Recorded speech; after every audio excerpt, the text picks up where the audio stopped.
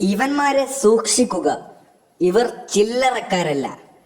ഞെട്ടിച്ച കേസ്, അധ്യാപകർക്കെതിരെ നിർണായക നടപടി. എല്ലാവരും മിക്കവരും അറിഞ്ഞു കാണും, അറിയാത്തവർക്ക് ഒന്ന് വിശദീകരിച്ചു തരാം.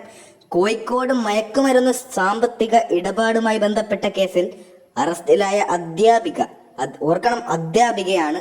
നിങ്ങളുടെ മക്കളൊക്കെ സ്കൂളിലേക്ക് വിടുമ്പോൾ ഒന്ന് ശ്രദ്ധിക്കുന്നത് നല്ലതായിരിക്കും. കാരണം അധ്യാപകർ പോലും മയക്കുമരുന്നിന്റെ സാമ്പത്തിക ഇടപാടുകളും മയക്കുമരുന്ന് ബിസിനസ് പോലും ചെയ്യുന്ന രീതിയിലേക്കാണ് കാര്യങ്ങൾ പോകുന്നത്. അപ്പോൾ ശ്രദ്ധിക്കുക. ഇനി ബാക്കി കാര്യങ്ങൾ കൂടി നമുക്ക് നോക്കാം.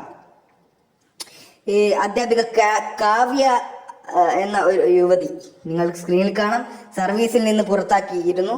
നേരത്തെ സഹപ്രവർത്തക കീർത്തനെയും പുറത്താക്കിയിരുന്നു. പേരാമ്പ്ര BRCയിലെ സ്പെഷ്യൽ എഡ്യൂക്കേറ്റർ ആയിരുന്നു ഇരുവരുടെയും ബാങ്ക് അക്കൗണ്ടുകൾ വഴി ലക്ഷങ്ങളുടെ ലഹരി ഇടപാടുകൾ നടന്നതായി പോലീസ് കണ്ടെത്തി. കൂടുതൽ പ്രതികളുണ്ടോ എന്ന് കണ്ടെത്താനാണ് സംഘത്തിന്റെ ഇനിയുള്ള നീക്കം എന്നുള്ളത്. അപ്പോൾ മനസ്സിലാക്കി വെച്ചോ, ഇത്തരത്തിലുള്ള ആളുകളെ എവിടെ കണ്ടാലും, അല്ലെങ്കിൽ ഒരാളുടെ മുഖം നോക്കിയൊന്നും പറയാൻ പറ്റില്ല. കാരണം സ്ത്രീകളെയൊക്കെ അങ്ങ് വിശ്വസിക്കാം എന്നായിരിക്കും പൊതുവെയുള്ള നിയമം. കാരണം പുരുഷന്മാരാണ് കൂടുതൽ ലഹരി ഉപയോഗിക്കുക. എന്നാൽ അതൊക്കെ തെറ്റാണ്.